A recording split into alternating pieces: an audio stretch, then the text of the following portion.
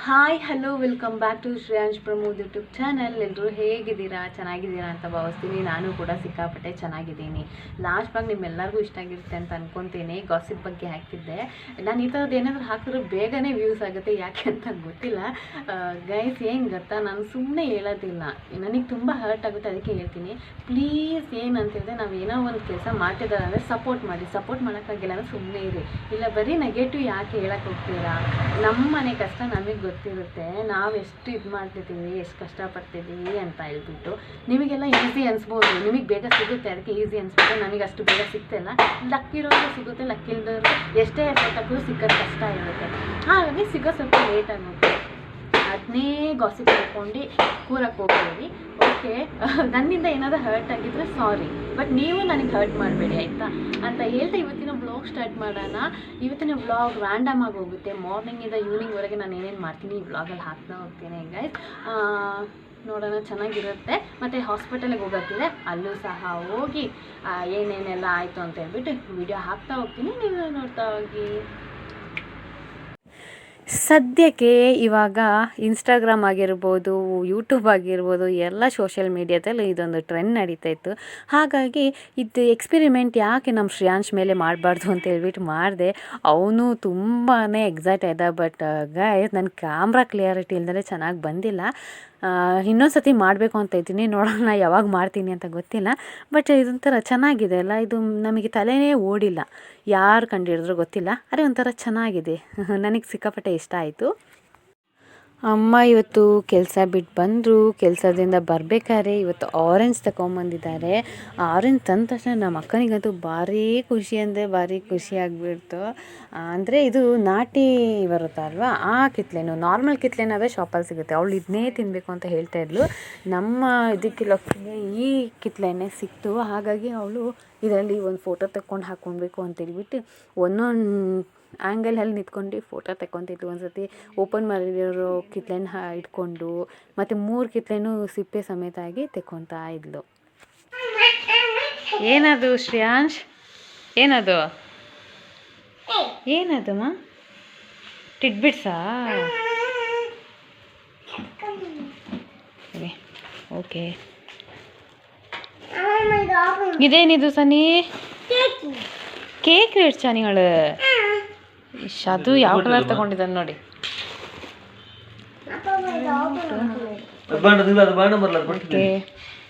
ಇದು cake ತಿನ್ನೋಳಿ first. ಇದು ಪಿನ್ನೆ ಅದನ್ನೆಲ್ಲ ಇಂಡವಲ್ಲ ಓಪನ್ ಮಾಡಿಕೊಡಿ ಅಮ್ಮ. ಮತ್ತು ಬನ್, ಮಸಾಲೆ ಬನ್. ಇದು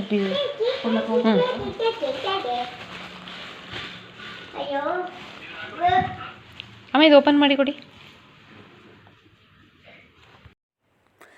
ಈ ಮಸಾಲೆ ಬನ್ ಅಪ್ಪನ ಹತ್ರ ಥರ ಕೇಳಿದರೆ ಮೊನ್ನೆ ಒಂದು ತಗೊಂಡು ಬಂದಿದ್ದು, ಅದು ಬೇರೆ ಬೇಕ್ರಿಯಿಂದ. ಸಿಕ್ಕಾಪಟ್ಟೆ ಚೆನ್ನಾಗಿತ್ತು, ನನಗೆ ತುಂಬ ಇಷ್ಟ ಆಯಿತು. ಅದಂದು ಬಿಸಿ ಬಿಸಿ ಇತ್ತು.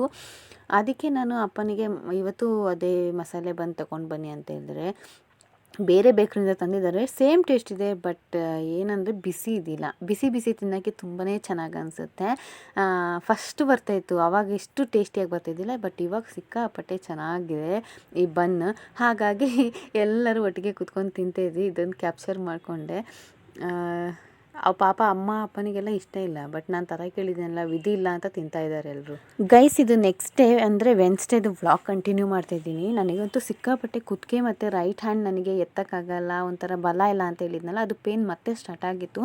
ಹಾಗಾಗಿ ಹಾಸ್ಪಿಟಲಿಗೆ ಹೋಗೋಣ ಅಂತ ಹೇಳ್ಬಿಟ್ಟು ನಾವು ಟೋಕನ್ ಬರ್ಸಿದ್ವಿ. ಟೋಕನ್ ಬರ್ಸಿ ಆಮೇಲೆ ಅವರು ಮಧ್ಯಾಹ್ನ ಅಷ್ಟರಲ್ಲಿ ಬನ್ನಿ ಅಂದರು. ಹೋಗಿ 1 ಗಂಟೆಗೆ ಹೋಗಿದ್ದೀವಿ. 1 ಗಂಟೆಗೆ ಹೋಗಿ 3 ಗಂಟೆ ತನಕ ಕಾದಿದ್ವಿ. ಜನ ಫುಲ್ ಕ್ಲಿನಿಕ್ ಫುಲ್ ಆಗಿಬಿಟ್ರು. ಆಮೇಲೆ ಡಾಕ್ಟರ್ ಬಂದು ಚೆಕಪ್ ಮಾಡಿದರು. ಸ್ವಲ್ಪ ರೆಸ್ಟ್ ಮಾಡಿ ಅಂತ ಹೇಳಿದ್ದಾರೆ.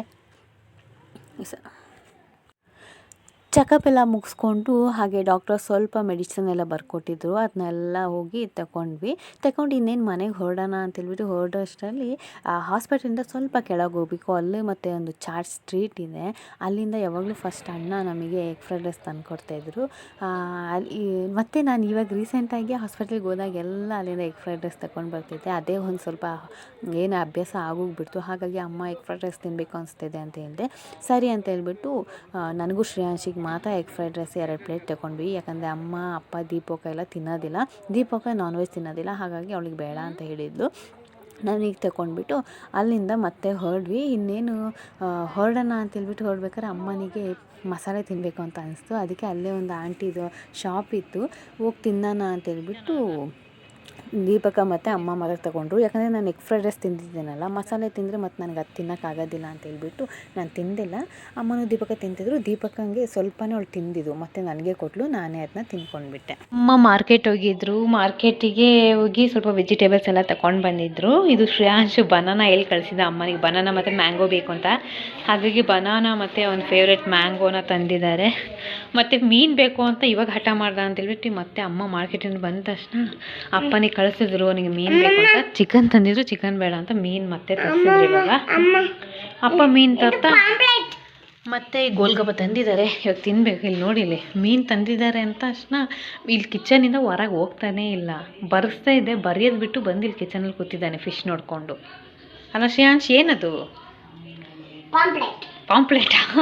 ಪಾಂಪ್ಲೆಟ್ ಮುಳ್ಳಿಲ್ಲ, ಚಿಕ್ಕದ ಮುಳ್ಳಿಲ್ಲದು ಬೇಕು ಉಪ್ಪಪ್ಪ ಅಂತ ಹೇಳಿ ಕಳ್ಸ. ಅಪ್ಪ ಪಾಪ ಹೋಗಿ ಇವಾಗ ತಗೊಂಡು ಬಂದರು. ಟೂ ಟೈಮ್ಸ್ ಆಯಿತು ಮಾರ್ಕೆಟಿಗೆ ಹೋಗಿದ್ದು. ಕಾಣಿಕೆ ಇಲ್ಲಿ ನೋಡಿ, ಸನ್ನಿ ಫೇವ್ರೆಟ್ ಪಾಂಪ್ಲೆಟ್ ಮೀನು ಇವತ್ತು. ಓಕೆನಾ? ಡನ್? ಬೇಡ, ಎಲ್ಲದೂ ಒಂದೇ. ಇನ್ನೊಂದೆಂತ ಅಮ್ಮ ಮೀನು ಸಾರಿಗೆ, ಮೀನು ಫ್ರೈಗೆ ಮೀನನ್ನ ವಾಶ್ ಮಾಡ್ಕೊಂಡು ರೆಡಿ ಮಾಡ್ಕೊತೀನಿ ರಾತ್ರಿಗೆ ಅಂತ ಹೇಳ್ಬಿಟ್ಟು ಮೀನನ್ನ ತಗೊಂಡು ಹೋಗ್ತಿದ್ದಂಗೆ ಅಪ್ಪ ಹೇಳ್ತಾನೆ ಇದ್ರು, ಪೂರಿ ಮೆತ್ತಗಾಗುತ್ತೆ, ತಿನ್ನಿ ಇಲ್ಲಾಂದರೆ ಸುಮ್ಮನೆ ವೇಸ್ಟ್ ಆಗುತ್ತೆ ಅಂತ. ಹಾಗಾಗಿ ಬೇಗ ತಿನ್ನೋಣ ಅಂತ ಹೇಳ್ಬಿಟ್ಟು ಪೂರಿಗೆ ಸ್ಟಫಿಂಗ್ ಎಲ್ಲ ಮಾಡಿ ತಿನ್ನೋಣ ಅಂತ ಸ್ಟಾರ್ಟ್ ಮಾಡಿದ್ವಿ. ದೀಪಕಂಗೆ ಕರೆದ್ರೆ ಅವಳು ನನಗೆ ಬೇಡ, ನಂಗೆ ವಾಮಿಟ್ ಬರೋ ಥರ ಆಗುತ್ತೆ ಅಂದ್ಲು. ಹಾಗಾಗಿ ನಾನು ಶ್ರೇಯಾಂಶ್ ತಿಂದ್ವಿ. ಇದು ಆ್ಯಕ್ಚುಲಿ ಹೆಲ್ತಿಗೆ ಒಳ್ಳೇದಲ್ಲ, ಬಟ್ ನನಗೆ ತುಂಬ ಇಷ್ಟ ಇರೋದ್ರಿಂದ ನಾನು ತುಂಬಾ ಪ್ರಿಫರ್ ಮಾಡ್ತೀನಿ ಇದನ್ನೇ ಫಸ್ಟ್ ಯಾವಾಗಲೂ. ಹಾಗಾಗಿ ಅಪ್ಪನೂ ಹೇಳ್ತಾ ತಿನ್ನಬಾರ್ದು ಅಂತ ಹೇಳ್ಬಿಟ್ಟು ತಂದು ಕೊಟ್ಟರು. ಫೈನಲಿ ನಾನು ಶ್ರೇಯಾಂಶ್ ತಿಂದ್ವಿ.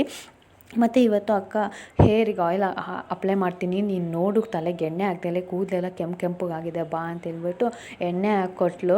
ಇದು ನನಗೆ ತುಂಬಾ ಲಾಂಗ್ ಟೈಮ್ ಆಯಿತು ನನಗೊಬ್ಬರು ತಲೆಗೆ ಎಣ್ಣೆ ಹಾಕ್ಕೊಡ್ತಿರೋದು. ಫಸ್ಟ್ ಆದರೆ ಅಮ್ಮ ಎಳ್ಕೊಂಡು ಬಂದು ಹಾಕ್ತಿದ್ರು, ನಾವು ಓಡೋಗ್ತಿದ್ವಿ ತಲೆಗೆ ಎಣ್ಣೆ ಹಚ್ಕೊಡ್ತೀನಿ ಬಾ ಅಂದಾಗ. ಇವಾಗ ಯಾರಾದರೂ ಹಚ್ಕೊಟ್ರೆ ಸಾಕು ಅಂತ ಅನಿಸುತ್ತೆ, ಏನೂ ಮಾಡೋಕ್ಕಾಗಲ್ಲ, ನಾವೇ ಹಚ್ಕೊಳ್ಬೇಕು. ಬಟ್ ಇಲ್ಲಿಗೆ ಬಂದಾಗ ಅಮ್ಮ ಅಕ್ಕ ಅವಾಗ ಹಚ್ಕೊಡ್ತಿರ್ತಾರೆ. ಅದಕ್ಕೆ ಇವಾಗ ದೀಪಕ ಬಾ ಹಚ್ಕೊಡ್ತೀನಿ ಅಂತ ಅವಳ ತಲೆಗೂ ಪಾಪು ತಲೆಗೆ ಹಚ್ಚಿ ಇವಾಗ ನನಗೆ ಚೆನ್ನಾಗಿ ಹಚ್ಚಿ ಚೆನ್ನಾಗಿ ಮಸಾಜ್ ಮಾಡಿದ್ಲು. ಒಳ್ಳೆ ನಿದ್ದೆನೂ ಬರೋ ಥರ ಆ ಥರ ಫೀಲ್ ಆಗ್ತಿತ್ತು.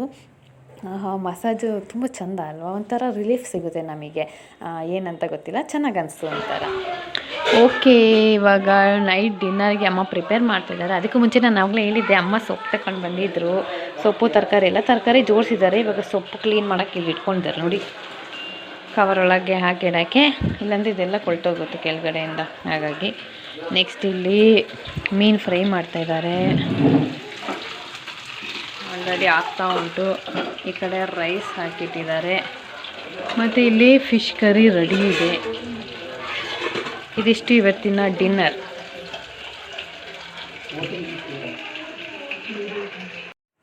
ಅಮ್ಮ ಇವಾಗ ಫಿಶ್ ಕರಿ ಹಾಗೆ ಫಿಶ್ ಫ್ರೈ ಎಲ್ಲ ಮಾಡಿ ಇನ್ನು ಸುಮ್ಮನೆ ಕೂತಿರೋದಲ್ವ. ಹಾಗಾಗಿ ಆ ಟೈಮಲ್ಲಿ ಸ್ವಲ್ಪ ಬೇರೆ ಏನಾದರೂ ವರ್ಕ್ ಮಾಡಬೇಕಲ್ವ ನಮ್ಮ ಅಮ್ಮನಿಗೆ.